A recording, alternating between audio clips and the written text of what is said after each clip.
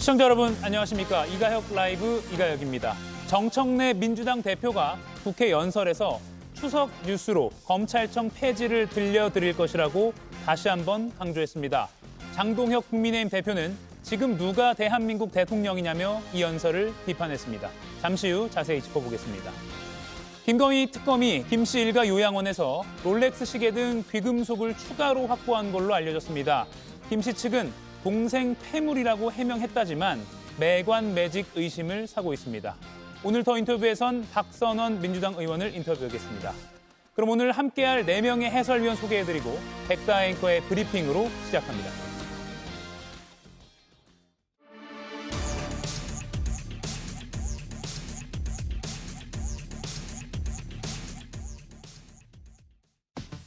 내란의 늪에서 빠져나오십시오.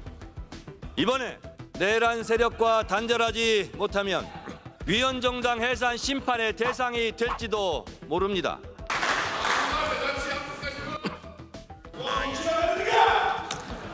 양쪽 다 조용히 해주시기 바랍니다. 일단 들어보세요. 다 뼈가 되고 살이 될 겁니다.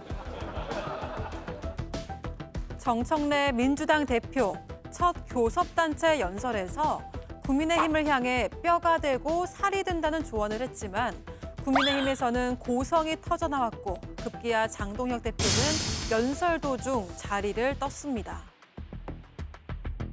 기세는 여의도 대통령을 보는 것 같았습니다. 협치를 위해서 손잡고 약속했던 그것을 하루아침에 뒤집는 이런 정치는 이제 그만했으면 좋겠습니다. 이후 국민의힘 지도부는 권성동 의원과 함께 강릉을 찾았는데요. 강릉의 가문 사태를 해결하기 위해서 강릉을 찾아주시고 장동혁 당대표님을 비롯한 우리 강원도 출신 국회의원 당협위원장님들께 깊은 감사의 말씀을 드립니다. 권성동 의원 체포동의안이 국회 본회의에 보고된 가운데 민주당의 내란 청산 목소리는 더욱 높아지는 상황. 9월의 정기국회, 여야 갈등은 깊어지고 있습니다. 예, 강릉 가뭄 현장을 둘러보는 권성동 국민의힘 의원의 표정에서 지금 어떤 생각을 할지 참 궁금해지는 표정이었습니다. 조금 전에 대통령실에서 발표한 후속 인사 관련 내용 간단히 정리해드리고 본격적으로 토론해 보겠습니다. 중앙선거관리위원 후보자로 위철환 변호사가 지명됐습니다. 전 대한변협 회장 그리고 30여 년 경력의 법조인입니다.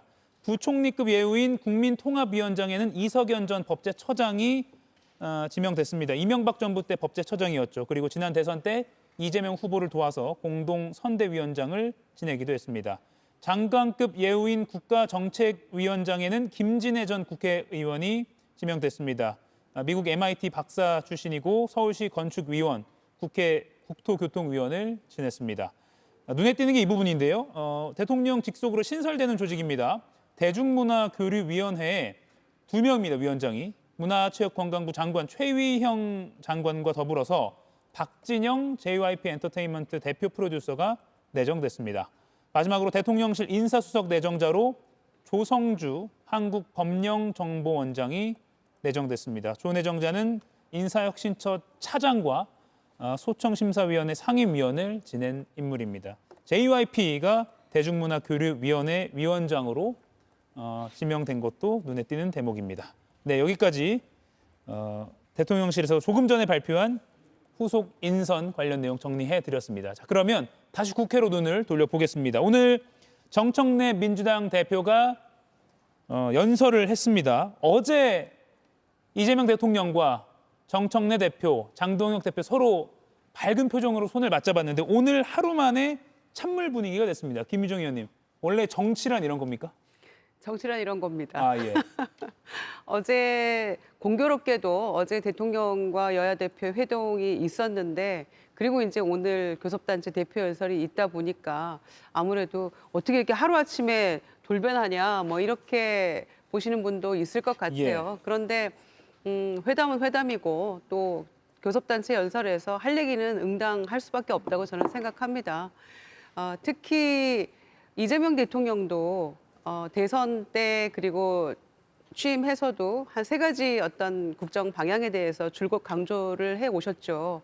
그러니까 내란 종식, 그다음에 국민 통합, 민생 회복 이걸 강조해 오고 있는데 예. 정청래 대표도 전당대회 때 그리고 지금 대표 취임해서도 내란 종식과 3대 개혁 입법에 대해서 계속해서 강조를 하고 있고 이걸 반드시 조기에 완수하겠다라고 강조를 해왔어요.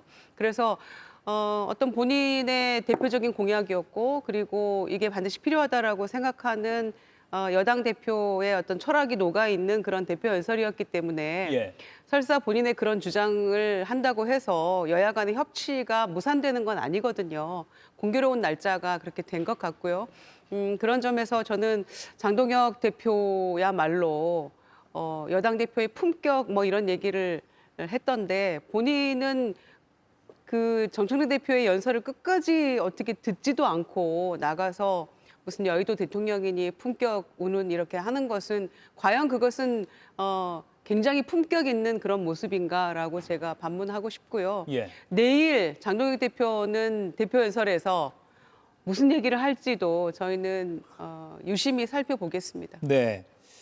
내란당 오명 언제까지 이고 갈 건가라고 정청래 민주당 대표가 국민의힘 의원들을 향해서 이렇게 외치기도 했습니다. 이재용 의원님, 위헌정당 해산 언급도 했고요. 이거는 이 정청래 대표 입장에서는 양보할 수 없는 마지노선인가 싶기도 합니다.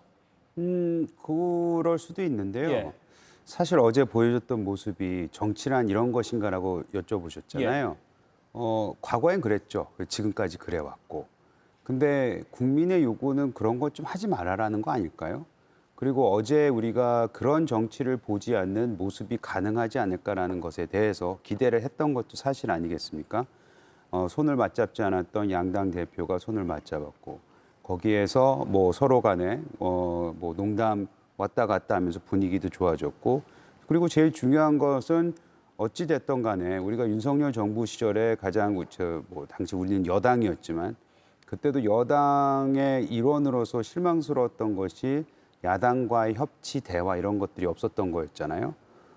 근데 그것을 어제 보여줬단 말이죠. 예. 이재명 대통령이 거기에 대해서는 높게 평가를 받을 수밖에 없는 상황인데 어제 이재명 대통령이 야당한테 발언권에 대한 배려도 많이 해주고 또 중요했던 부분은 여당 대표한테 야당의 말도 좀 들어야 되지 않겠느냐라는 그런 공간을 또 스스로 이렇게 열어줬고 그랬다면은 비록 오늘 이제 이 교섭단체 연설이 이미 쓰여져 있었겠으나 예.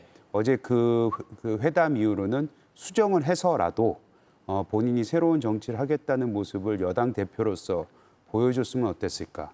특히 어제 했던 얘기 중에 전 그게 있더라고요. 여당이 힘이 많지 않냐. 그러니까 좀 양보도 해야 되지 않겠냐. 이런 뉘앙스의 말을 대통령이 했는데 거기에는 절대로 부합하지 못했다. 뭐 이런 생각이 들고 저렇게 계속해서 본인들의 그 주장을 아주 강한 어조로 상대를 몰아서는 거대 여당이 이런 모습은 저는 보기 좋지 않다고 생각을 합니다. 제가 지난 방송에도 여기 나와서 말씀드렸지만 예. 지금 민주당은 할 일 많아요. 너무 많습니다. 근데 계속해서 위헌 정당, 뭐 내란 정당, 내란 세력 척결 여기에 국민의힘을 중심에 두고 그거 8.15 해서 과연 얼마만큼의 의미 있는 정치를 할 수 있을지에 대해서는 저는 아니라고 봅니다. 김영남 의원님, 근데 정청래 대표 입장에서 생각해 보면 그렇다고 오늘 교섭단체 대표 연설에서 위헌정당 가능하다 또는 뭐 제대로 된 사과가 필요하다 이런 걸 강조하지 않을 수 없을 것 같기도 하고요. 어떻게 보셨습니까 오늘?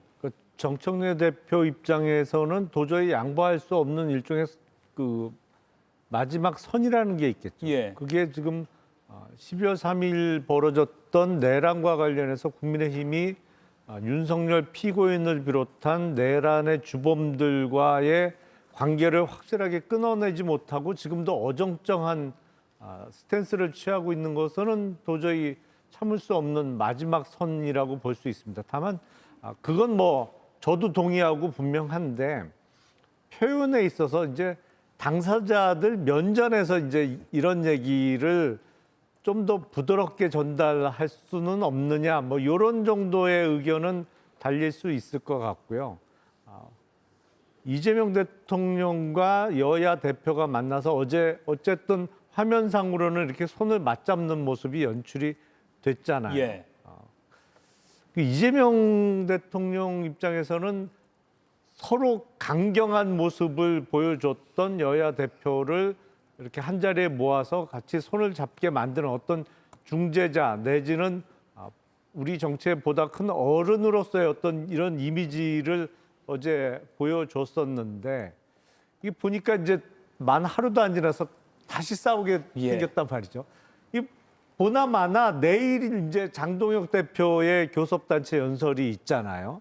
내일 오늘 열심히 수정하고 있을 것 같아요. 아, 예. 보다 직설적이고 강한 표현 뭐 이렇게 해서 지금 최근에 미국 조지아주에서 벌어졌던 그 한국인 체포 문제라든지 예. 아주 날카롭게 이제 보다 직설적으로 비판하려고 원고를 수정하고 있지 않을까 싶은데 예. 24시간이 안 가네요. 그러게요. 어제 밝게 웃는 장면을 이 시간에 보내드렸는데 저희도 방송 24시간 만에 오늘은 다시 원점으로 돌아갔다는 취지로 이렇게 이야기를 나누게 됩니다. 본회의장 장내 고성이 커지기도 했습니다. 정청래 대표가 중간중간 고성을 지르는 국민의힘 의원 쪽을 향해서 발언을 제지하기도 했는데요. 장면 좀 더 보고 이야기 나누겠습니다. 내란 청사는 정치 보복이 아닙니다. 국민의힘 의원 여러분 경청해 주십시오. 급기야 보수에게 비상계엄 내란을 부추기고 극우와 손잡게 하고 있습니다. 좀 조용히 들어주시기 바랍니다.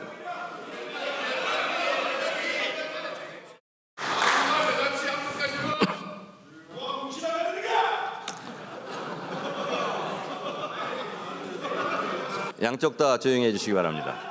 국민의힘 의원님들께 부탁드립니다. 일단 들어보세요. 다 뼈가 되고 살이 될 겁니다.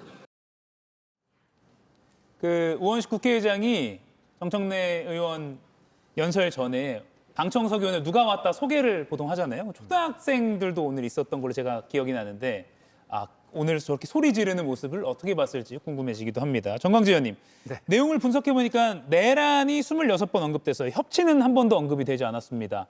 약간 뭐 야당 대표 같았다라는 분석을 하는 경우도 있더라고요. 사실 오늘 그 교섭단체 연설 과정에서 나온 예. 이 정도 갈등은 과거에도 있었고 아마 앞으로도 반복될 수밖에 없을 겁니다. 방청을 왔던 초등학교 학생들도 뉴스를 통해서 이미 이런 장면 많이 봤었을 거예요. 예. 정청래 민주당 대표는 사실 여당 대표로서의 모습은 전혀 보여주지 못했다고 생각합니다. 오히려 아직도 여당 대표가 되기 위해서 경선을 치르고 있는 여당 대표 후보의 모습만 그대로 보여줬다고 생각하는데요. 그 이유는 본인이 당 대표가 되기 위해서 강성 지지자들의 표를 얻어야 된다고 생각했고 실제 그 캠페인을 통해서 당 대표가 됐잖아요.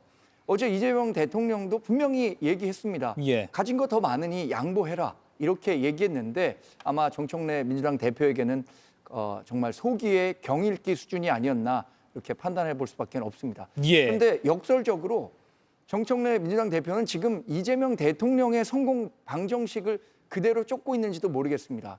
이재명 대통령도 대통령이 되기 전에는 본인들 그 지지했던 이른바 개딸 강렬 지지자들의 그 마음을 사고 그걸 바탕으로 민주당 대표가 됐습니다.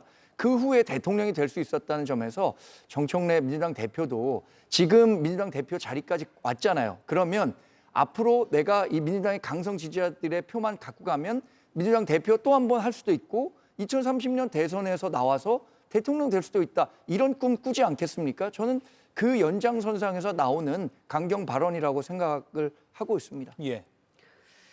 글쎄요, 이제 협치라는 표현도 들어갔으면 좋았겠습니다만은 아직 정청래 대표의 머릿속에는 정리해야 될 것들이 좀 남아 있는 것 같습니다. 그래서 지금과 같은 국민의힘의 모습으로는 안 되겠다라는 생각이 아직은 깊이 뇌리에 박혀 있는 것 같고요.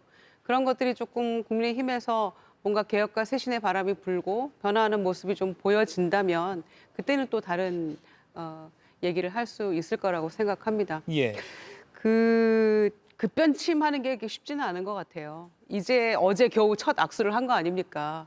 그래서 그렇다고 해서 지금 뭐 준비된 대표 연설문을 할 말을 또 뭐 뺀다거나 수정한다거나 뭐 그런 또 캐릭터는 아니기 때문에 정청래 대표가 그래서 아마 오늘 대표돼서 첫 교섭단체 연설 예. 그리고 정기국회 첫 선보이는 그런 자리였기 때문에 아마 필요한 얘기들을 다 쏟아냈다고 생각을 하고요. 그래서 차츰 좀 달라지겠죠. 그리고 국민의힘의 변화에 발맞춰서 아마 정청래 대표도 조금 변화가 있지 않을까 이렇게 생각하고요.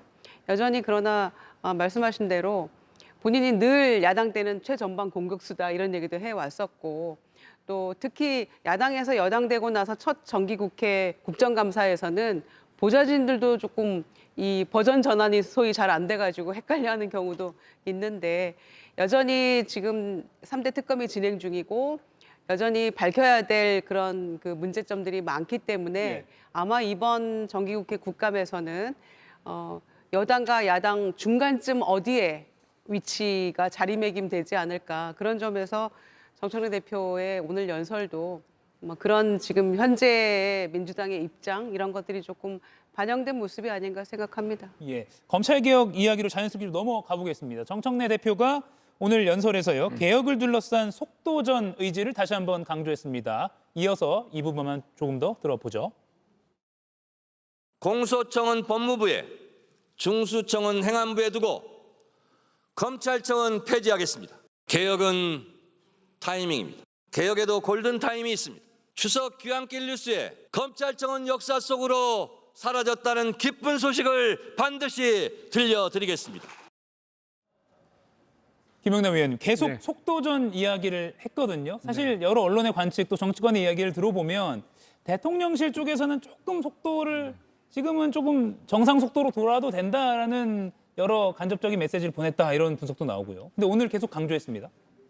그렇습니다. 그러니까 지금은 이제 정부 조직법 개정안과 관련해서는 어느 정도 당정 간에 합의가 되어 있는 상태입니다. 그런데 앞으로 검찰 개혁과 관련해서 말씀을 드린다면 무슨 검찰청을 공소청으로 바꾸고 뭐 중수청을 신설해서 그거는 행정안전부 산하에 둔다는 정부 조직법의 내용입니다만 지금 논란이 되고 있는 보안 수사권을 줄 거냐, 뭐 검찰의 수사지휘권을 어떻게 할 거냐, 그거는 이제 다른 법률, 검찰청법이라든지 아니면 형사소송법 개정의 문제가 될 텐데 그거와 관련해서는 아직 정당, 민주당과 정부 간의 어떤 합의안이 나오지 않은 상태거든요. 예. 그런데 정청래 대표는 지금 속도전을 매우 강조하고 있는데 아무래도 민주당 지지층을 향한 어떤 본인의 당대표로서의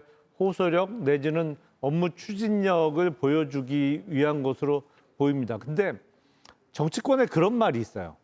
우리가 그 투톱이라고 얘기하는 정당의 가장 중요한 자리, 당대표 그리고 원내대표거든요. 예. 근데 원내대표는 여당 원내대표가 중요하고 당대표는 야당 당대표가 중요하다는 말이 있습니다.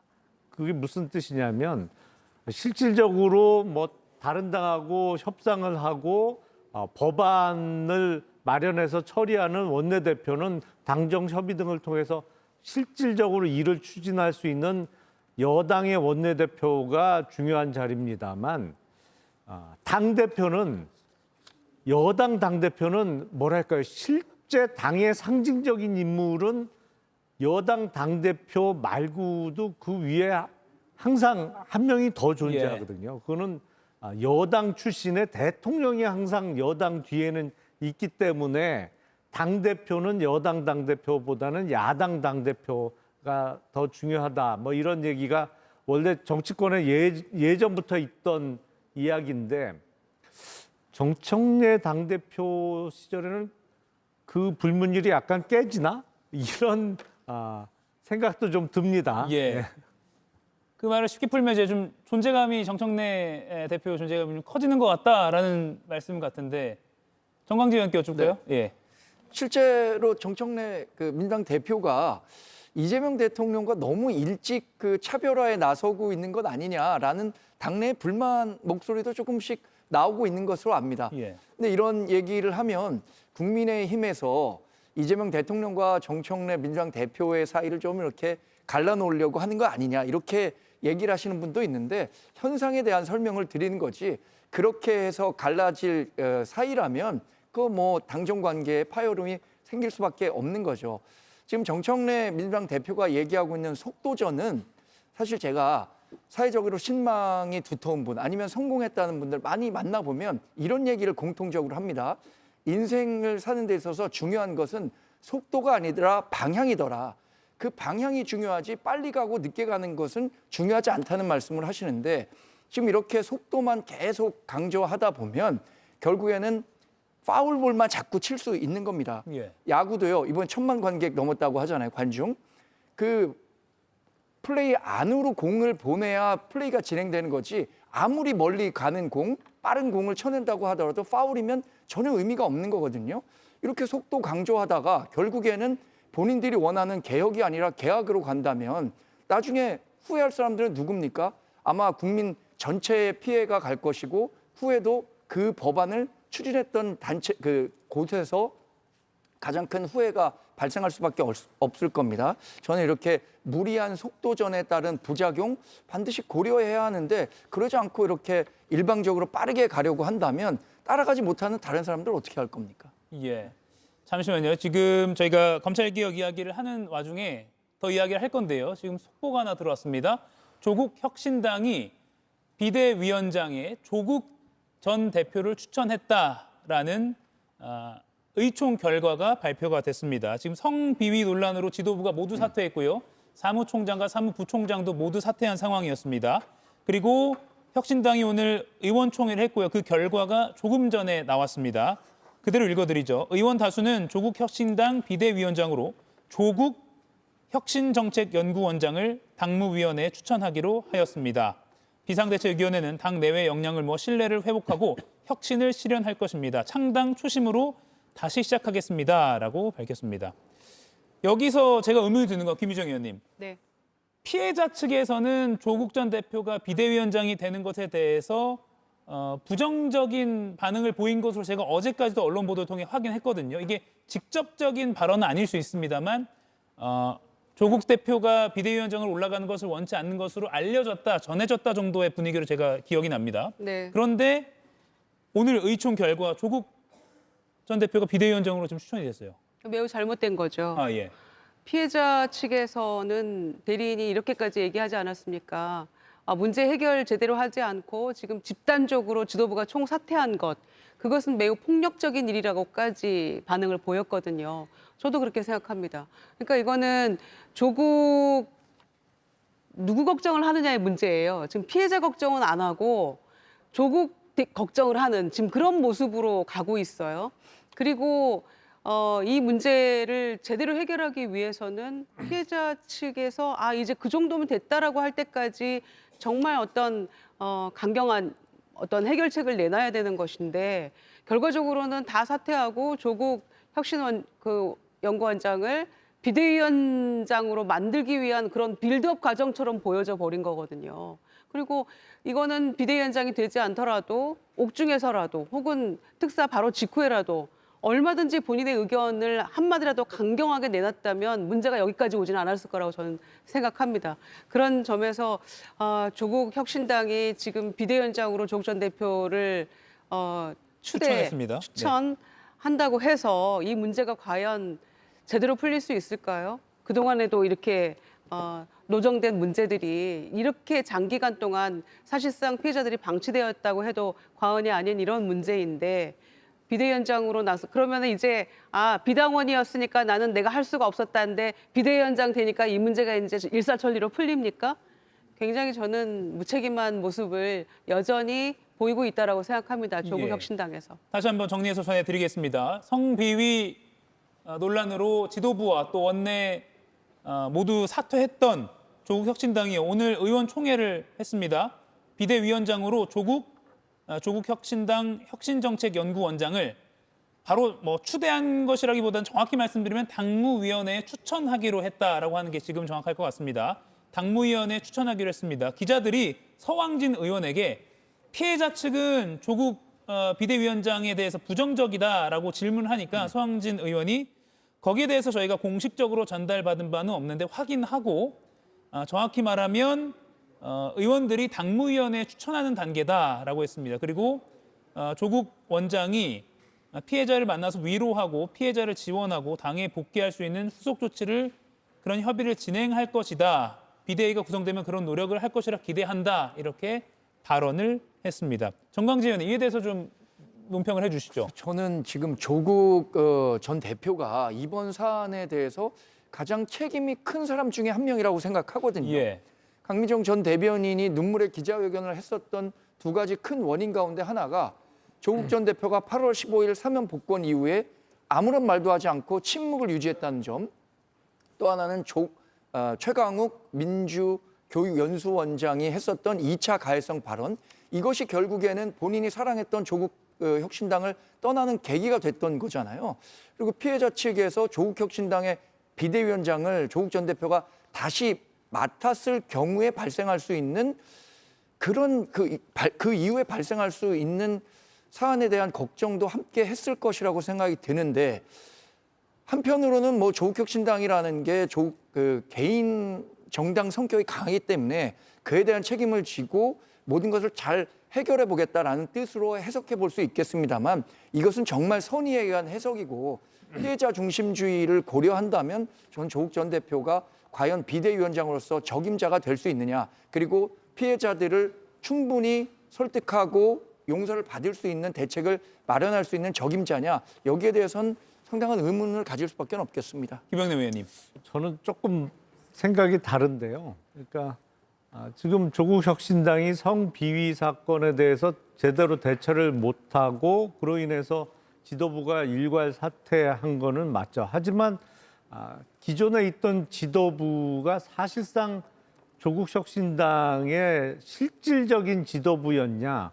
뭐 단적인 예가 8.15 사면복권으로 조국 전 대표가 석방된 이후에 조국 혁신당을 출입하는 기자들이 다 누구를 따라다녔습니까?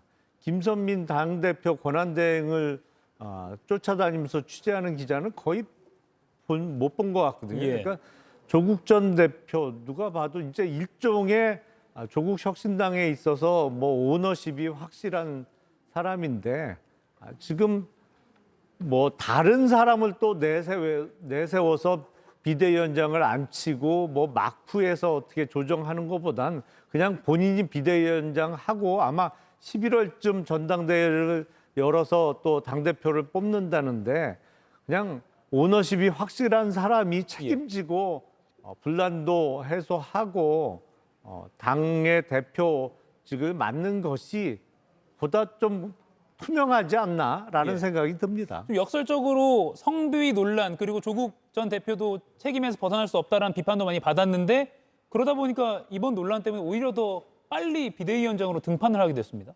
그렇죠. 예. 누가 저한테 그러던데요. 조국 혁신당 보면 사이비 종교 집단 보는 것 같다라는 얘기도 하더라고요. 이게 그 지금까지 그 지도부 뭐 책임이 있던 그 사람들 권한이 있었던 없었던 그거는 차지해 두고 일단은 현 지도부 아니었어요. 근데 그분들이 이 성비위 사건과 관련해서 처음부터 끝까지 보여줬던 모습은 어떻게 해서든지 조국한테 피해가 안 가게끔 하려고 했던 그 행위들. 그게 이제 소위 말하는 이게 뭐 오너십이 됐던 뭐 사이비 종교 집단의 뭐 교주가 됐던 그런 사람들 보호하기 위해서 하는 이상한 사람들이 하는 짓거리하고 똑같아 보이거든요. 그래서 지금 조국 지금 비대위원장이라고 해야 되나요? 다시 한번. 전 대표로 하시죠. 아직까지는 아니니까. 아직까지는 예. 아니니까요. 그럼 조국 전 대표가 본인 스스로가 또 이와 관련돼서 보여줬던 모습 또한 전혀 책임지는 모습은 안 보였었고, 그거 우리 그 비위 있는 문제 있는 큰 기업의 회장님들 보면 그렇잖아요. 다 문제들 다 밑으로 내보내놓고 나는 아니었어, 난 책임 없었어, 나는 뭐 결정권 있는 회장 아니어서 명예회장이어서 뭐 이런 얘기하는 거 똑같아 보이거든요. 그래서 제가 봤을 때는 저분들이 과연 대한민국 국민을 보호하고 그분들을 위해서 일할 준비가 되어 있는 정치 집단인지에 대해서는 저는 아닐 가능성이 매우 높다고 생각이 듭니다. 예. 조국 혁신당의 의원총회 결과 조국 전 대표를 비대위원장으로 당무위원회에 추천하기로 했다. 이렇게 중지를 모았다라고 조금 전에 발표가 돼서 저희가 긴급 토론을 펼쳐봤습니다. 다시 검찰개혁 이야기를 좀 할 텐데요. 지난 7일에 고위당정협의회 비공개 회의가 있었습니다. 이 자리에서 우상호 대통령실 정무수석과 정청래 민주당 대표가 서로 신경전을 벌였다라는 중앙일보의 단독 보도가 있었습니다. 그 내용을 토대로 구성을 해보면 우상호 정무수석이 검찰개혁 관련 후속 입법안 마련을 하려는데 그 정부 기구에 민주당, 여당이 들어오는 건 관례상 모양이 안 맞다. 그러니까 좀 빠져달라라는 취지로 말을 했고요. 그러자 정 대표가 원래 사전 협의 때도 민주당도 참여하기로 한 거 아니냐라고 했고요. 우상호 정무수석이 정부 입법 형태로 발의하는 건데 왜 당이 관여하느냐라고 대받았고요. 그래도 정 대표는 사전 협의했던 대로 초안대로 민주당도 이 논의 과정에 참여하겠다라고 했다는 겁니다. 그리고 우상호 또 정무수석이 내가 대통령 입을 빌려서 이렇게 하려고 하는 것인지 아냐, 내 주장을 하러 여기 앉아 있는 것인 줄 아냐라고 하면서 조금 격정적으로 말을 했다라는 게 언론 보도의 취지입니다. 그리고 나서 김민석 총리가 그러면 일단은 총리실 산하 TF에는 대통령실과 정부만 참여하고 당과 긴밀히 협의하는 걸로 하자라고 정리가 됐다라는 게 오늘 아침 중앙일보 보도였습니다. 그리고 이 보도가 나가고 나서 오늘 하루 종일 민주당 대통령실 그리고 김민석 총리 본인 등등의 여러 코멘트가 나왔습니다. 한 분씩 의견을 듣고 백다 앵커에게 좀 넘겨야 할 것 같습니다. 김유정 의원님, 어느 정도 잡음은 좀 사실이라고 봐야 될까요? 디테일하게는 뭐 좀 사실과 다를 수 있겠지만 예. 어떻게 보십니까? 뭐 이거 표현의 문제인데요. 잡음보다는 이견이 좀 있을 수 있다라는 정도로 저는 생각하고 싶어요.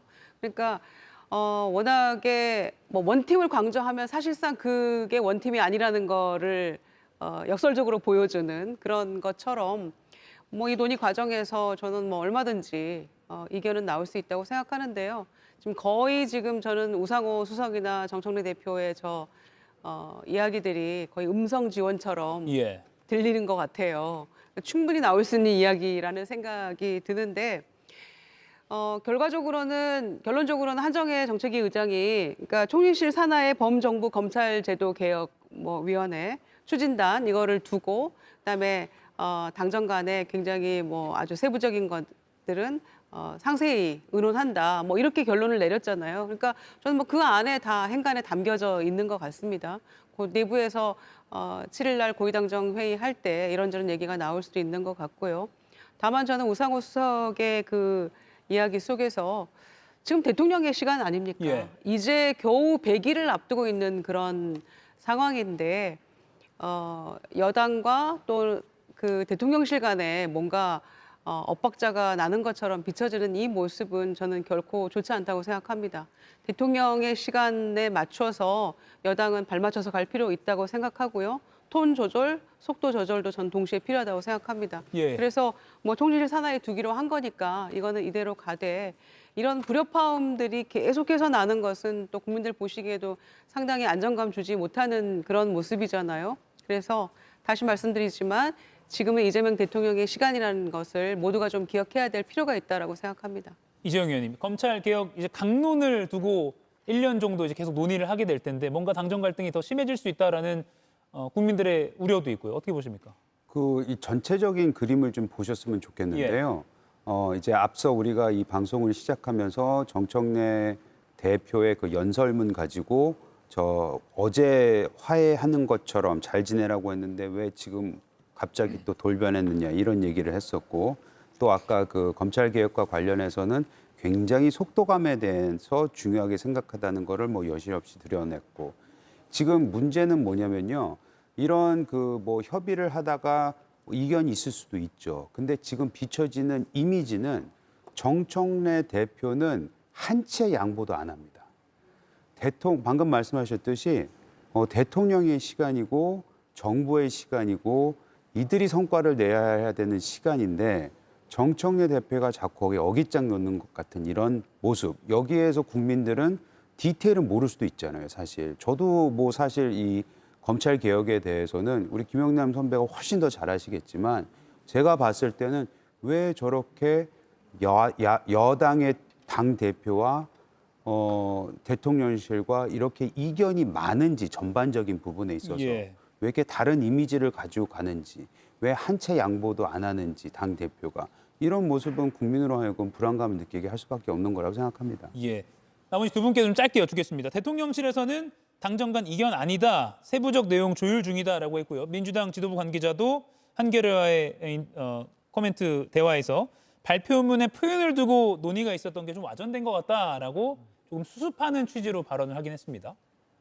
그러니까 뭐 사람마다 생각이 다를 수 있죠. 예. 근데 이제 그 생각을 어떻게 합의점을 도출할 수 있는 이견이냐 아니면 도저히 어떤 공통 분모를 찾아내기 어려운 이견이냐가 중요한데 뭐 결국에는 합의안을 도출해 낼 수 있겠죠. 다만 제가 중요하게 생각하는 것은 이재명 정부는 임기가 4년 9개월 가까이 남았습니다. 무슨 말씀이냐면 이번에 검찰 개혁이나 사법 개혁이나 어떤 개혁을 끝내놓고 나면 거의 4년 가까운 시기 동안 그 개혁의 결과물에 대한 평가를 받아야 되는 것이고 그거는 여당 소속의 어떤 국회의원보다도 결국엔 그 평가의 가장 대상으로서 1순위는 대통령일 수밖에 없거든요. 대통령 다음에 그 해당 부처 장관일 수도 있겠습니다만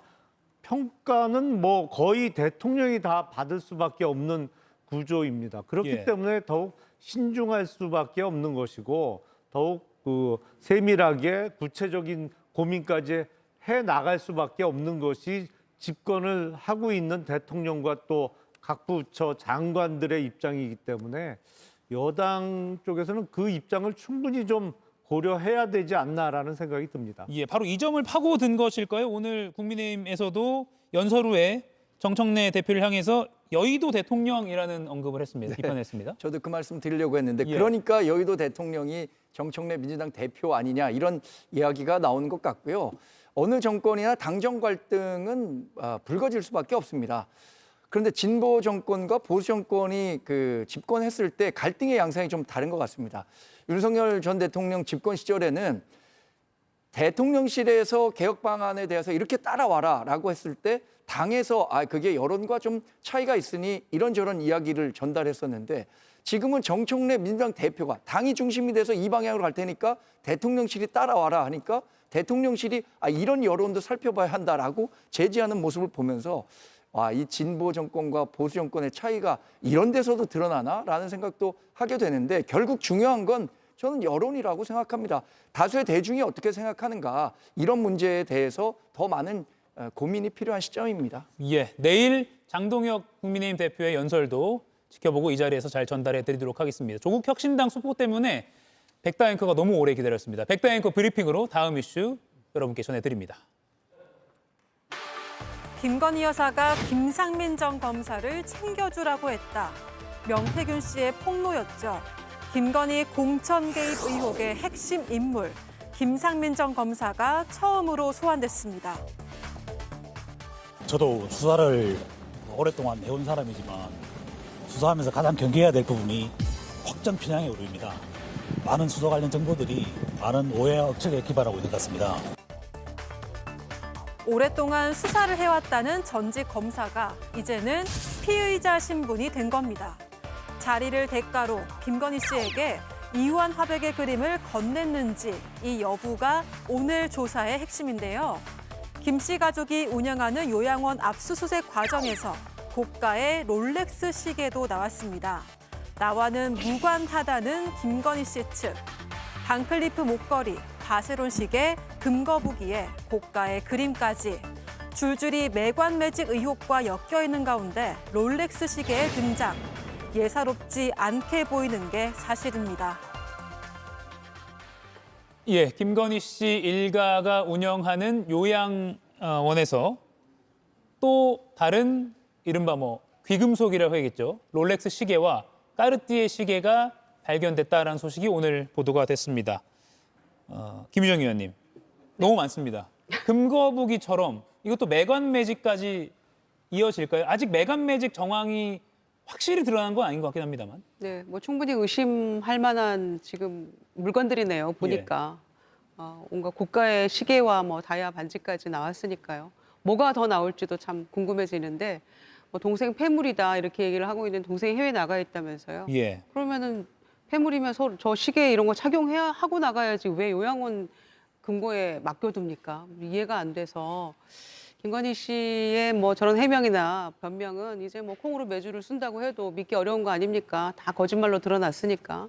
반클리프 목걸이 때 이미 드러난 거 아닙니까? 그래서 저는 그 디올백 처음에 문제가 불거졌을 때 대통령 기록물이다. 그래서 돌려주면 횡령이다라고 얘기했던 경찰 출신 이철규 의원의 발언이 생각이 났어요. 그래서 그것에 빗대어 본다면 지금 김건희 씨 일가의 요양원은 거의 국가기록원쯤 되는 것 같아요.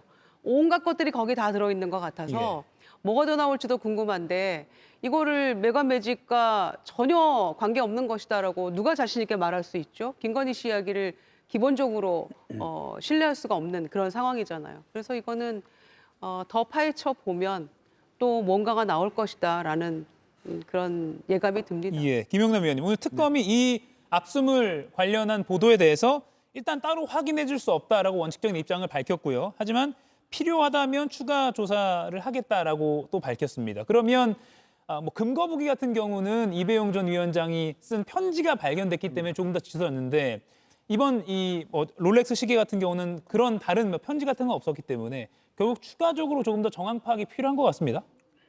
만약에 그 예.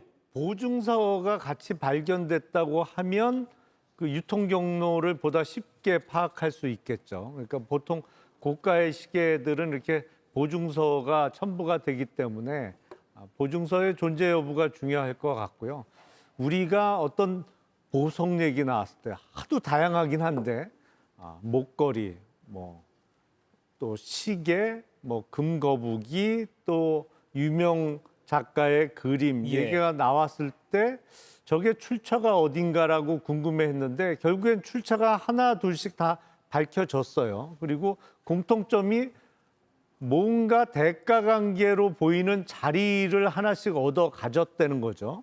그 준 사람 쪽에. 근데 이번엔 또 롤렉스 시계인데 글쎄요, 이제 남동생 결혼식 폐물이다? 그거는 조금 상식적이지 않은 해명이고요. 예. 보통 결혼 예물 시계 같으면 본인이 해외로 이주해서 살게 되면은 가져가는 게 상식 아닌가요? 그거를 뭐 한국에 남겨두고 그걸 더군다나 금고 안에다가 보관해 놨다는 거는 그것도 요양원에 있는 금고에다가 보관해 놨다는 거는 통상 일어나기 힘든 것이고 예. 저 롤렉스 시계를 또 전달한 사람이 아마도 밝혀지겠죠. 그러면 그 시계를 준 사람이 어떤 대가를 받았는지도 바로 확인되지 않을까 싶습니다. 네, 정광지 의원님, 네. 바로 이 부분인데요. 보관할 장소가 필요해서 요양원 금고에 넣어두었다라고 김 씨 측이 설명하고 있습니다. 그 주인이라고 하는 김건희 씨의 남동생 부부는 해외에 거주 중인 걸로 알려져 있고요. 네. 해외에 거주할 때 만약에 안 가져가더라도 글쎄요, 그걸 요양원의 금고까지 선뜻 이해는 안 됩니다. 그래서 대강 이런 경우에는 은행에 이 금고에 맡기지 않나요? 대여금고라고 하는 서비스가 있는 것으로 알고 예. 있는데 대여금고를 이용하는 게 저는 상식적이라고 생각하는데 지금 특검은 이것을 이제 발견했다는 것이고 이것에 대한 해명을 김건희 여사 측에서 내놓은 거잖아요. 그래서 뭐 제가 진실 관계를 알 수는 여기서 없습니다만 뭐 그동안에 김건희 여사가 내놓았던 설명 하나하나가 대부분 며칠이 지나서 반박이 됐기 때문에 제가 여기서 뭐 김건희 여사 측이 얘기하는 것이 상당한 설득력이 있다 이렇게 말씀드리는 것도 좀 면구한 일이 될 것 같아서 예. 그냥 오늘은 여기까지만 하겠습니다. 예, 이재용 위원님, 더 있을 걸로 보이세요? 아니 지금 상황에선 그래 보이잖아요. 예. 예물로 당연히 뭐 롤렉스 있을 수도 있고 반지도 당연히 있을 수도 있고 누가 뭐 결혼한 뭐 김건희한테 와가지고 반지 주면서 결혼해 주세요라고 얘기하진 않았을 거 아니에요. 근데 이게 전부가 다 그냥 과거에 지금 방금 전까지 우리가 봤던 여러 사안들을 봤을 때 일단 의심하고 봐야 되겠지 않겠나라는 생각이 들게끔 하기 때문에 예. 여기에 대해서 이거는 뭐 믿어주십시오라고 하는 그 말조차를 믿지를 못하고 있는 거죠. 이건 수사를 더 지켜봐야 될 것 같습니다. 그래서 온라인에서는 진짜 오는 선물 다 안 막은 거 아니야?라는 약간의 조롱성 추정도 하더라고요. 김영래 의원님 말씀하시죠. 지금 이제 드러난 사실만 봐도 예. 주면 받아요. 주면 받는 사람이에요. 뭐 이것저것 다양하게 받잖아요. 저는 한 가지 드는 의문이 저렇게 꼭 귀금속, 뭐 시계, 금, 그림 주면 무조건 받는 사람으로 세상에 알려지고 알만한 사람은 그렇게 다 알고 있었는데 저런 실물만 줬을까 사람들이? 아니 그 명절 선물로 뭐 해드릴까요 하면 뭐니 해도 현찰이 최고란 얘기가 있잖아요. 예. 돈 갖다 준 사람은 없을까요? 그 사람들이 통상 돈으로 더 주는 걸 선호하지 않나요? 사람들이. 예. 그 주면 받으니까 어쨌든요. 한번 파악을 해봐야겠네요. 물론 뭐 돈은 너무하니까 뭐 물품으로 주는 문화가 형성됐을지 모릅니다만 아무튼 그것도 좀 파봐야 될 것 같습니다. 김상민 전 검사 이야기를 짧게 더 해보도록 하겠습니다. 오늘 메간매직 의혹 수사에 집중하고 있는데요. 김상민 전 검사가 출석했습니다. 그런데 한 말이 저도 수사 오랫동안 해온 사람이다라고 하면서 뭔가 모르겠습니다. 선배 검사로서 특검에 뭐 보여주려고 했던 거 아니냐라는 분석이 나올 정도의 발언을 했고요. 가장 경계해야 될 부분이 확증 편향의 오류다라면서 조사를 받으러 입장했습니다.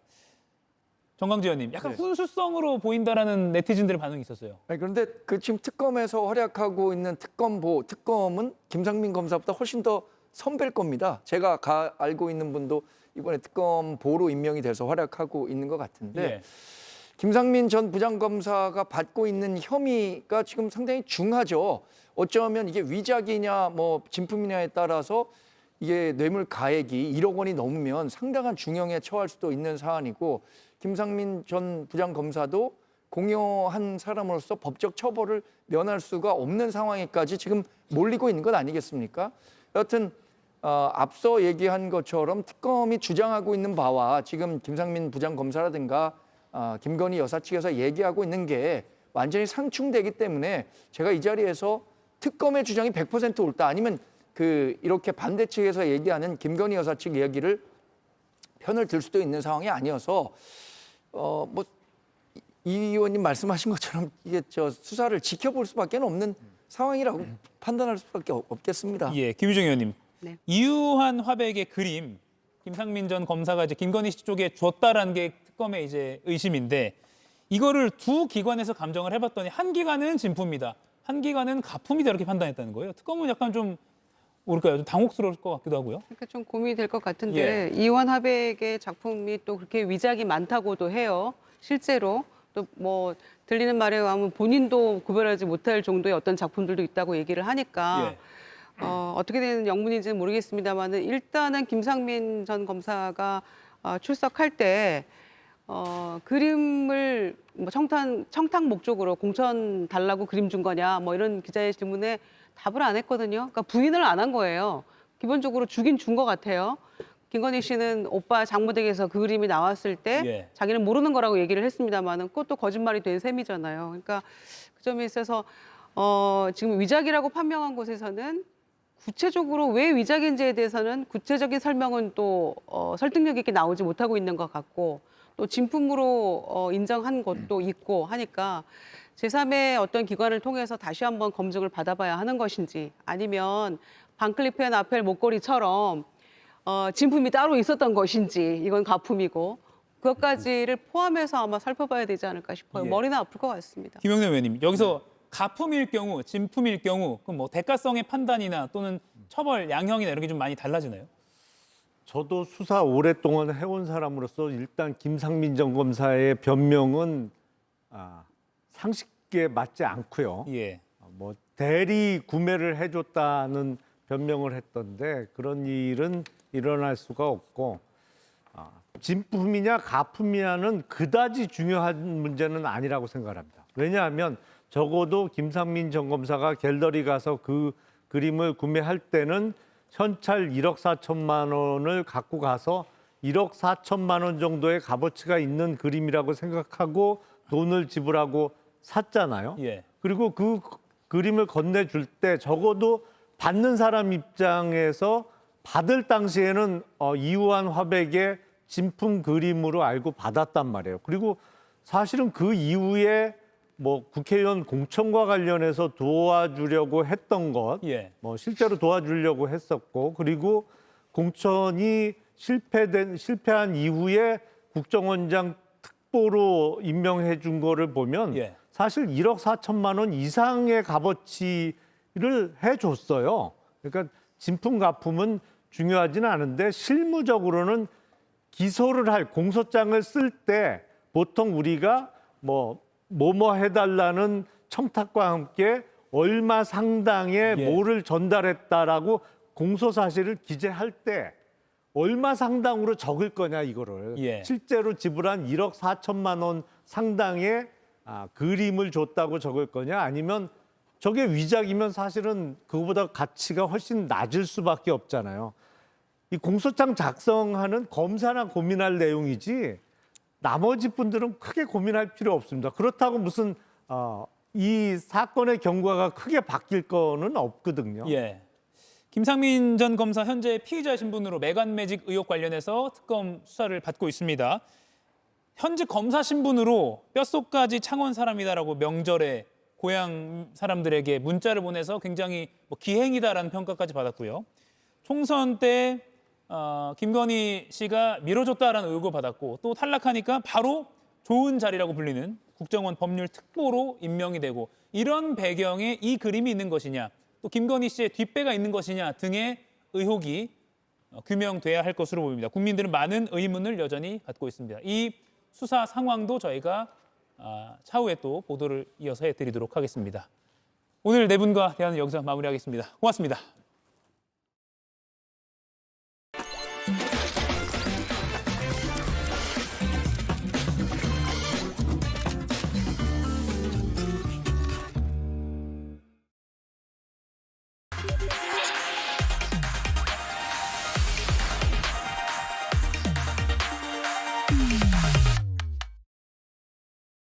지난 12월 13일 월요일 정보위원회에서 중보 원장께서는 국정원의 대란 개입이 없었다.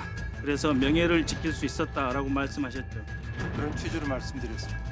즉 윤석열의 내란 행위는 불명예스러운 것이며 위헌 위법적인 것이다라고 말씀하신 것으로 제가 해석해도 됩니까? 아닙니다. 그러면은 명예롭습니까? 내란이라고 하는 거는 지금 사법심사의 대상이 돼 있기 때문에 제가 예단하는 것이 맞습니다. 그러면 명예를 지킬 수 있었다라고 하는 것은 무슨 말입니까? 12월 3일 비상경고 관련해서 예. 국정원장과 국정원 직원들이 불법적, 위법적 일이 전혀 없었다라고 말씀드렸습니다.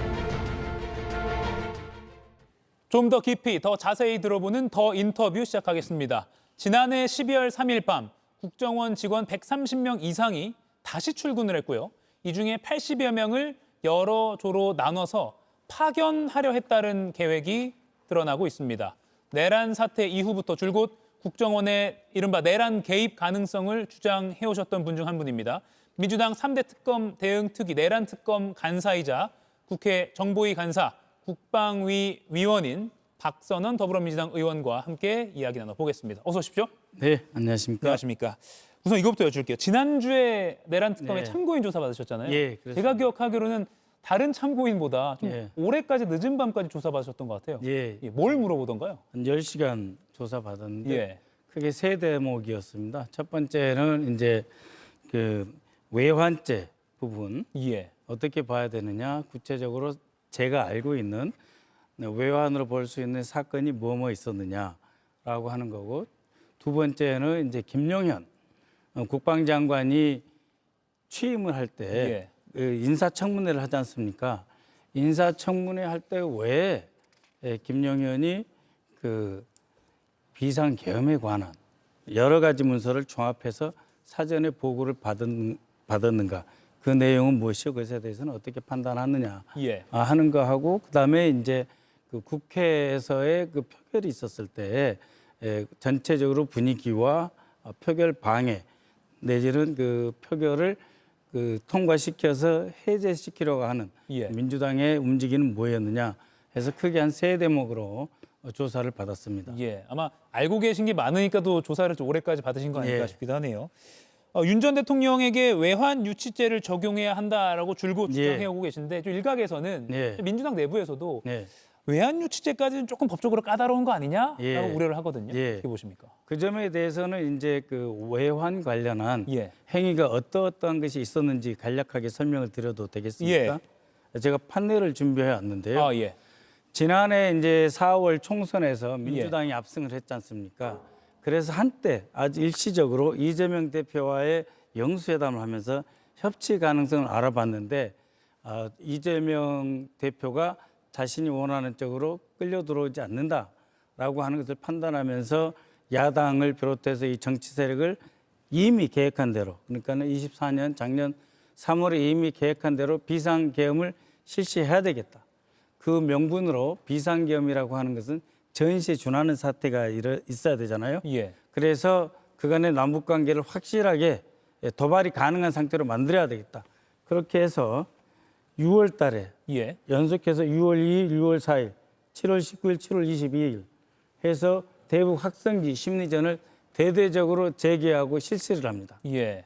그 다음에 NLL-4 사격을 아까 방금 말씀드린 5월 말부터 해서 쭉 실시를 합니다. 예. 그래서 해병대, 그 다음에 육군, 그리고 합참작전본부, 미사일사령부 총 동원돼서 다종다양의 무기 체계를 동원해가지고 작전을 펼치는데 특히 10월 17일에는 한 번도 실시한 적이 없는 작전을 실시합니다. 예. 강원도 고성에서 가장 북단이지 않습니까? 여기에서 이 다연장 로켓 천무 30발 훈련을 하는데 이때는 박안수 당시 그 육군참모총장이 실제로 이 훈련을 지휘를 합니다. 예. 단 한 번도 고성에서 이런 훈련을 한 적이 없습니다. 왜냐하면 북한은 그 조기경보망이라든지 예. 방공망이 없기 때문에 북한에 딱 붙은 거 고성에서 이런 훈련을 하면 반응이 나오게 돼 있거든요. 예. 그만큼 도발을 유도하려고 했고 그것뿐만이 아닙니다. 무인기를 자그마치 10월 3일, 10월 8일, 10월 10일 또 11월까지 예. 총 10회를 실시를 했습니다. 예. 무인기 도발을 평양에 대해서. 그리고 아파치 헬기를 동원해서 군사분계선에서 합동 정보작전을 3회를 실시합니다. 이 전체를 모아서 보면은 이 표가 잘 안 보일 정도로 예. 자그마치 6개월 동안 21회에 예. 21회에 군사작전, 무인기작전, 아파치작전, NLL-4 사격 그리고 확성기와 그 대북 그 전단살포 예. 여기에 표현은 안 돼 있지만 전단살포를 몇십만 장을 했어요. 예. 네. 그렇게 함으로써 북한의 도발을 유도를 했다라고 하는 것이 외환 유치인데 예. 어디서 그러면 어려움이 있느냐? 통모라고 하는 점에서 어려움이 있다. 그러니까 북한하고 내통을 했느냐 말았느냐라고 하는데 예. 원래 그 외환 유치에서 통모라고 하는 것은 북한의 구체적인 그 군사 세력과 우리나라의 그 내란 세력이 결합해서 예. 예를 들면 청와대를 공격한다든지 아니면 합참을 공격한다든지 구체적인 시간과 날짜가 정해져 있을 때 저게 필요한 겁니다. 예. 근데 이들이 이렇게 열심히 했던 것처럼 도발 한 번만 있으면 되거든요.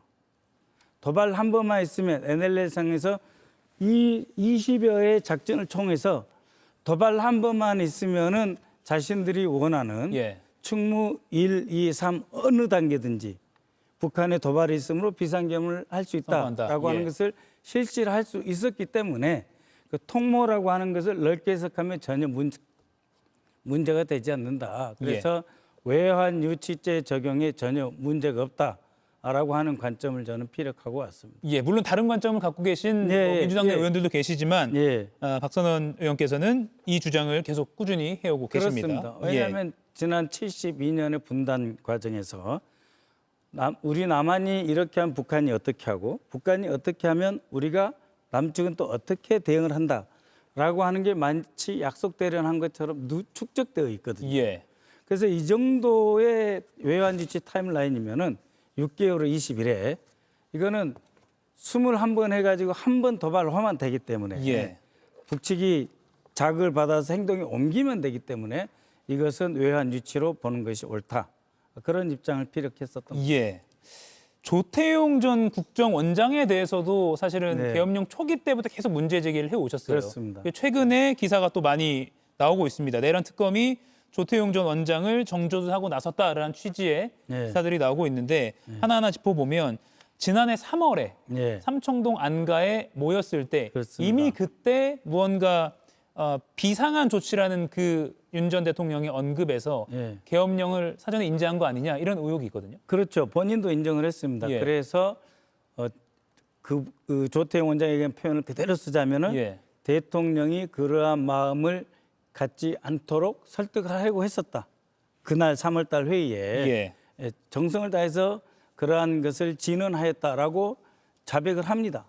그런데 이 윤석열이 그 내란 계엄을 할 거다, 비상대권을 사용할 거다라고 하는 것을 이미 알고 있었기 때문에 12월 2일까지, 3일까지 이 그 조태용은 충분히 군의 동태를 파악할 시간이 있었습니다. 예. 국정원의 1차장실에서는 방첩사를 관장하고 있고 대테러국에서는 특전사를 관할할 수 있습니다. 예. 그다음에 국정원 2차장실에서는 공작국의 활동을 통해서 정보사령부의 행동을 자제하고 감시하고 또는 조종할 수 있는 그런 권한이 있습니다. 예. 그렇기 때문에 방첩사, 특전사, 정보사를 다 알고 있단 말입니다. 예. 그래서 얼마든지 소위 그런 이제 안테나 2번만 돌리면 안다 이렇게 하는데 예. 직원들 파견해서 2-3번 만나보고 또 한 2주 있다가 한 번 더 확인해 보면 충분히 동태를 파악할 수 있다. 예. 해서 이 비상계엄 내란 외환을 유치하려고 하는 행위 이거는 국가정보법 4조 2항에 반드시 그 정보를 수집해서 배포해서 이 행위를 막도록 막아야 된다. 국정원의 의무로 되어 있습니다. 예. 그런데 이렇게 할 수 있는 일을 하지 않았죠. 예, 네. 하지 않았을 뿐만 아니라 오히려 12월 3일 날 저녁에는 소위 계엄 관련 국무회의에 예. 국무위원도 아닌 조태용이 불러갑니다. 예. 왜 불려갔느냐? 이 문건을 한번 보시죠. 현 시국 관련 대비 계획 참고 자료라고 하는 문건이 있습니다. 예. 이거는 2017년 2월에 조현천 기무사령관이 작성한 문서입니다. 예. 이때 합동수사본부를 설치하고 유관기관, 국정원 등을 조정 통제를 해야 되는데 국정원은 국정원법에 어떻게 돼 있냐면 대통령 직속기관이다. 그렇게 계엄사령관의 지시를 받지 않겠다라고 저항할 수 있다 이렇게 돼 있단 말이죠. 그래서 계엄사령관의 지시에 반발할 수도 있고 불응하지 않을 수 있다. 그렇기 때문에 어떻게 해야 되느냐 조치 방안입니다. 국정원 등 유관기관은 계엄사령관 통제를 받아야 함을 공문으로 통보를 하거나 예. 대통령이 직접 국정원장에게 계엄사령관의 지휘 통제에 따르도록 지시를 하고 국정원 2차장 국내 담당이었습니다. 당시에 2차장을 계엄사령관으로 파견시켜 계엄사령관 아예 보좌토록 조치한다. 예. 이 계획이 있었던 겁니다. 쉽게 말해서 계엄령이 선포되어도 국정원은 말을 안 들을 수 있으니 예. 선포됐을 때 대통령이 직접 말 들으라고 지시를 하든지 공문을 내리든지 해야 된다. 그렇죠. 예. 그래서 계엄관계 국무위원 회의에 예. 조태용이 8시 40분에 대통령실에 도착해서 지시를 받은 거다. 예. 또 받았을 뿐만 아니라 여기 나오는 2차장실은 아까 그 북한 공작 등을 담당하고 국내를 담당하는 차장이거든요. 예. 이 차장 사내 안에는 과거의 대공수사국, 지금 안보정보조사국이 있습니다. 이쪽을 통해서 계엄사령부의 수사를 지원하도록 합동수사본부의 임무를 지원하도록 파견하게 되어 있어요. 예. 당시의 차장이 황원진입니다. 황원진이 그러니까 이 계엄사령부에 수사를 지원하도록 그 대공수사국 출신들을 여기다 파견을 하잖아요. 예. 그러면은 누가 가서 잡아옵니까? 그래서 홍장원 1차장에게 방첩사령관 여인영을 도와서 잡아오는 것을 협조하라고 1차장에게 지시합니다. 그러니까 국정원 원장에게 지시했고 국정원 1차장에게 지시해서 잡아오는 걸 도우라고 지시했고 이미 그 전부터 대공수사국, 지금의 안보정보조사국이 잡아오면 이들을 조사, 수사하라고 지시가 내려가 있는 상태다. 예. 특히 그 지금 그 윤건영 의원 그 자료를 통해서 12월 3일 밤에 국정원 직원이 대거 예. 초저녁부터 이제 130명 이상이 퇴근했다가 다시 출근했고요. 출근했단 말이에요. 예. 네. 그리고 80명 정도를 7개조로 나눠서 네. 계엄사와 합수부에 파견하라는 정황이 그렇죠. 일단 문건으로 나왔다. 그렇죠. 예. 그건 그러니까 어떻게 보십니까? 합수부에 파견하는 이 조직은 예. 이 대공수사국 출신들이 그러니까 현재 안보정보조사국들은 조사를 해봤으니까 예. 신문을 해봤으니까 이 사람들은 그쪽으로 합수부로 파견을 가야 되니까 방첩사령관 여인영이 이 사람들 잡아와야 수사를 할 거 아닙니까? 예. 그래서 이 사실을 몰랐던 홍장훈한테는 잡는 지시를 도와줘라. 예. 윤석열이 홍장훈에게 전화를 해가지고 방첩사를 도와서 잡아오는 걸 도와줘라. 예. 탄핵 심판 때 많이 국민들이 들었던 그렇죠. 내용이죠. 잡아오면 예. 방금 이야기했던 80명을 7개 조로 나누어서 안보정보조사국에서 기다리고 있다가 예. 누가 됐든 간에 다 조사를 해라. 예. 그래서 국정원을 1차 장시, 2차 장시를 조직적으로 개입을 시킨 거죠. 예. 윤석열의 지시에 의해서. 근데 2차 장시, 아까 말씀드린 대공수사국 쪽에 있는 그쪽은 사전에 알았고 예. 1차 장시, 이걸 잡아와야 되는 예. 대테러국을 동원해서 잡아야 되는 홍장훈은 몰랐고 그러나 이 전체 그림은 국정원장은 미리 8시 30분에 불려가서 알았다라고 예. 하는 겁니다. 그러니까 지금 뭐 김건희 특검, 네. 뭐 명품, 뭐 보석 이런 이야기가 주로 뉴스에 많이 나오기 때문에 예. 많은 국민 여러분들이 탄핵 심판 때 들었던 네, 예, 뭐 예. 체포를 지시하고 이런 관련해서는 조금 잊었는데 예. 지금 박 의원님 설명을 들으면서 다시 한번 좀 떠올리실 수 있을 것 같습니다. 예. 물론 내란 특검 입장에서도 이 부분을 지켜보고 있지만 네. 법적으로 또 수사를 하는 과정에서는 네. 박 의원님 주장보다는 조금 더 많은 증거와 증언이 필요하다는 수준인 거는 저희도 그렇죠. 인정하고 가야 될 것 같습니다. 당연하죠. 제가 알고 있는 부분은 어떻게 보면은 예. 아주 빙산 일각에 불과한 것이고 예. 이 특검에서는 저보다 훨씬 많은 실제 불러서 조사도 하고 수사 진행 중인 것으로 알고 있습니다. 국정원법 제15조를 보면 네. 국정원장은 국가안전보장에 중대한 영향을 미치는 상황이 발생하면 지체 없이 대통령이나 국회 정보위에 보고해야 된다라고 되어 있습니다. 그렇습니다. 물론 우리 작년 12월 3일 경우는 대통령이 주도를 했기 때문에 대통령 보고는 안 한다 쳐도 예. 국회 정보위에는 보고를 바로 해야 되는 거 아닙니까? 그러니까 누가 봐도 중대 사태지 않습니까? 예. 근데 중대 사태인데 방첩사령관도 그렇고 정보사령관도 그렇고 그날에 북한에서 간첩 한 명도 안 내려왔다는 겁니다. 휴전선은 평온했다고 하는 겁니다. 예. 그럼에도 불구하고 비상계엄을 일으켰잖아요.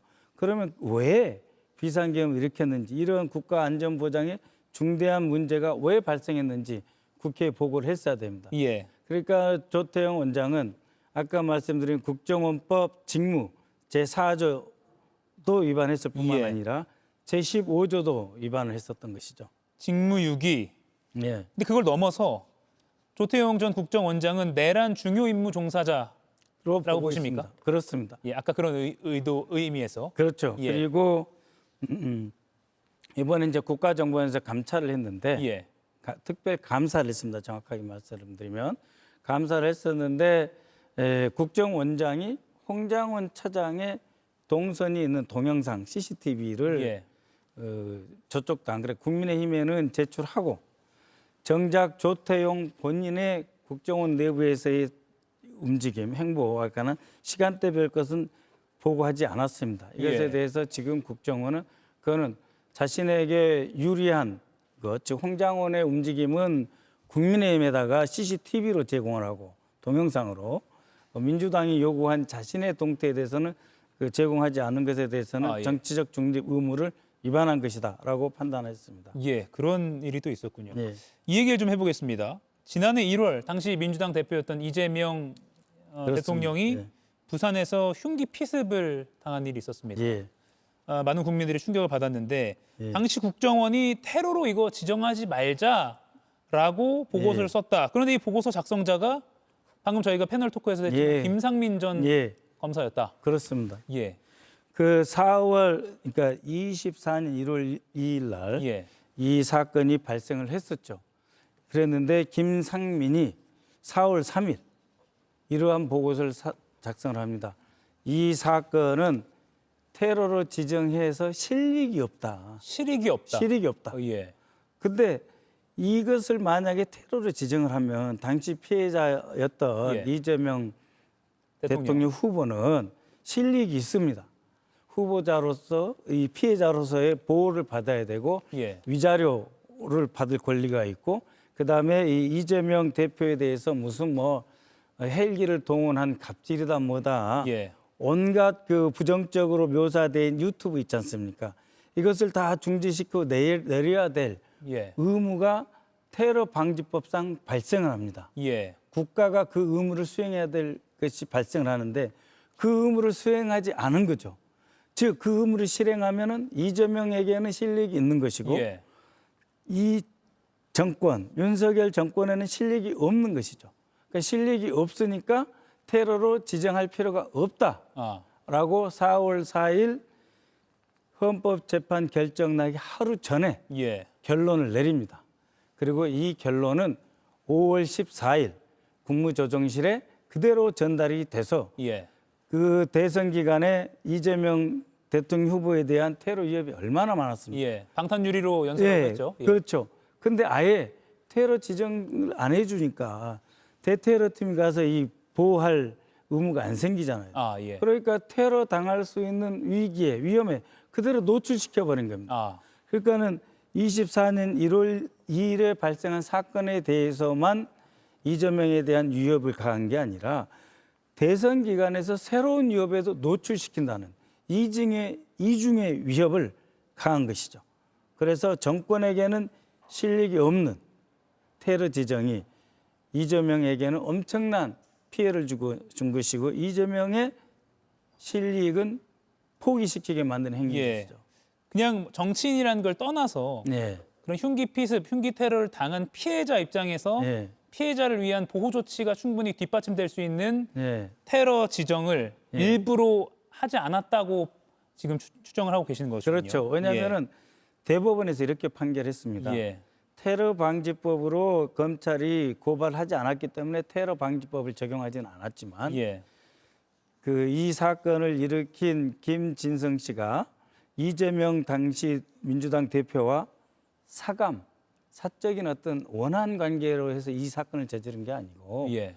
정치적 적대감으로 이 사건을 저질렀기 때문에 이것은 국가기관의 행위에 악영향을 미친 결과를 낳았다. 예. 즉 테러 방지법에 의하면 그대로 적용하면 테러에 해당하는 것인데 그것을 일체 적용하지 않게 함으로써 이 사건 자체를 테러가 아닌 걸로 묻어버리려고 한 것이죠. 예.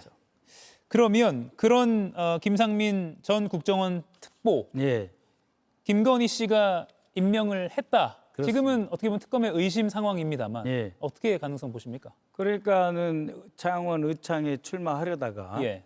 이 김상민 당시 검사, 현직 검사였습니다. 예. 검사가 더 센 힘을 타고 내려온 김영선한테 밀리지 않습니까? 김영선한테 밀리는데 김상민은 조국 때 도와줬으니까 챙겨야 될 사람이란 말입니다. 그러니까 챙기는 방법으로 국가정보원 특보에 임명을 하는데 뭐 우리 사회에서 나이가 그렇게 중요하지는 않을지 모르지만 40대 중반 미만이 국정원장 특보가 된 경우는 없습니다. 예. 예. 그러니까 생각보다 굉장히 고위직이죠. 좋은 자리에 정무직 차관급 정무직에다가 임명을 시켜준 겁니다. 예, 파격적으로 갔다는 것은 그렇습니다. 거의 국정원 전문가시니까요. 예. 이렇게 보고 계시군요. 오늘 정청래 민주당 대표 교섭단체 연설 내용을 예. 짚어보겠습니다. 역시 오늘도 국민의힘을 향해서 내란 단절 못하면 정당 해산 심판 대상이다라고 했고 국민의힘은 아주 강하게 반발했습니다. 예, 그렇죠. 어떻게 보셨습니까?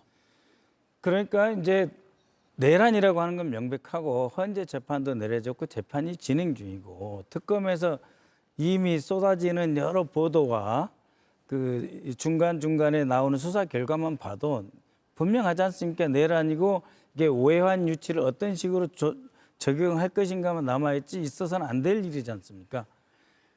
그런데 왜 이 내란과 단절을 못하느냐? 내란과 단절을 해서 새로운 국회에서 이제 새로운 그 국정감사를 실시하는 이 기회를 통해서 예. 함께 내란을 종식시키자라고 하는 제안을 한 것이고 여기에 협조하지 못하고 함께하지 못한다면 결국 스스로 내란 정당이라는 것을 인정하는 거 아니냐. 그래서 같이 힘을 모으자라고 했는데 반발이 거셌습니다. 예. 마지막 질문이 될 것 같은데요. 내란 특별재판부 설치 관련해서 민주당 내에서도 조금 이견이 있는 것 같습니다. 예. 어제 박희승 의원이 네. 내란 재판부 설치는 위험한 발상이다. 윤석열 계엄 발동과 똑같은 발상이다라면서 어떻게 보면 공개적으로 민주당 내에서 예. 반대의 뜻을 밝혔습니다. 어떻게 평가하십니까? 예, 이제 박희승 의원하고도 이제 대화를 해봤습니다. 예. 그랬더니 이런 뜻입니다. 대한민국의 모든 재판은 법원이 하게 되어 있다라고 하는 겁니다. 예. 그래서 이 내란 재판부를 법원 안에 설치하면 문제가 없다.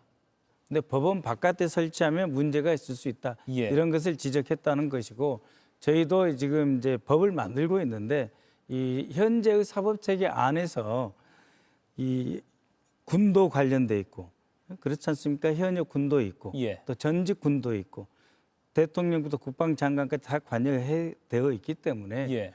군과 민간 전체를 아우를 수 있는 특별한 재판부가 필요하다라고 하는 뜻이지 이것이 곧 법원의 현재 사법 질서와 전혀 별도의 것을 두자라고 하는 뜻은 아니다라고 하는 점에서 예. 박희승 의원과 우리 당의 그 특별한 재판부 그래서 특별 재판부라기보다는 예. 내란 전담 재판부를 설치하는 것은 법적으로 문제가 없다라고 하는 것으로 정리를 하고 있습니다. 예, 민주당 내 의견도 한번 쭉 의견 수렴 과정도 들어봐야 될 것 같습니다. 예, 목소리가 예. 많이 쉬신 것 같은데 앞으로 많이 경무에 시달리시는 것 같은데 활약도 지켜보겠습니다. 네. 민주당 박선원 의원과 함께했습니다. 고맙습니다. 네, 고맙습니다. 탈모 효과를 생각한다면 약효를 따져봐야죠. 판시리 약용효모 복합 성분이 모근부터 탄탄하게 안에서부터 굵어지니까 덜 빠지겠죠. 풍성해지겠죠. 안에서 지켜야 탈모를 지킨다. 역시 판시딜 풍성. 노안 아큐브로 시작해 보셨나요? 하고 싶은 것들이 많은데 노안이어서 망설이면 안 되겠죠? 가까운 거리부터 먼 거리까지 선명하니까 동공 크기별 디자인으로 선명하게 시작해 보세요. 아큐브 들코락스 자연스레 장리듬 바로 되돌리죠. 습관될까 걱정은 그만. 입속 장쓱 뱃속 변비엔 들코락스. Just what you want to be, you will be in the end, and I love you. Bleu de Chanel exclusif, the new fragrance. 윤석열 전 대통령이 현행 특검법이 위헌이라며 위헌 법률 심판 제청을 신청하고 헌법 소원을 청구했습니다. 여러 주장을 펼쳤는데 하나만 짚어보죠. 윤 전 대통령은 특검이 수사 과정을 언론 브리핑할 수 있도록 한 내란 특검법 제13조가 위헌이라고 주장했습니다. 재판부와 증인에게 선입견을 줄 수 있다는 겁니다. 윤 전 대통령에게 이 책을 권합니다. 국정농단 특검법 해설. 바로 자신이 수사팀장으로 몸담아 박근혜 국정농단을 수사한 박영수 특검팀이 낸 일종의 백서입니다. 여기엔 국민 모두가 특검의 수사 상황을 실시간으로 알 수 있게 해 수사의 투명성과 공정성을 담보함과 동시에 신뢰를 확보하는 효과를 거둘 수 있었다며 언론 브리핑이 반드시 필요하다고 강조하고 있습니다. 총 80여 회 브리핑을 했다고 횟수까지 기록했습니다. 가을은 독서의 계절. 특검 수사팀장 출신 전직 대통령 윤석열에게 국정농단 특검법 해설 일독을 권합니다. 오늘 한 컷이었습니다. 최신 연구를 통해 개발된 센소다인 리페어 앤 프로텍트는 민감성 치아 깊숙이 침투해 틈새를 효과적으로 채우고 보호해주죠. 센소다인 리페어 앤 프로텍트만의 차이를 경험해보세요. 센소다인. 이건 비장의 카드. 20가지 멀티비타민은 기본. 간, 눈, 혈행 건강 혜택까지 완성된 한판. GNM 올인원 뉴트리션 멀티비타민 플러스. 한판 완판. 주방은 작아도 생수 2병 놓을 틈에, 전기포트 하나 치운 틈에, 작은 사이즈에 담긴 큰 능력. 이유는 달라도 선택은 결국 코웨이 아이콘 얼음 정수기 미니. 주베르 보다 바라던 나를 더 자신 있는 나를. 피부 속부터 채우는 주베룩 테크놀로지. 룩, 저스트 룩, 주베룩. 이가혁 라이브 오늘 순서는 여기까지입니다. 내일 오후 5시에 다시 뵙겠습니다. 고맙습니다.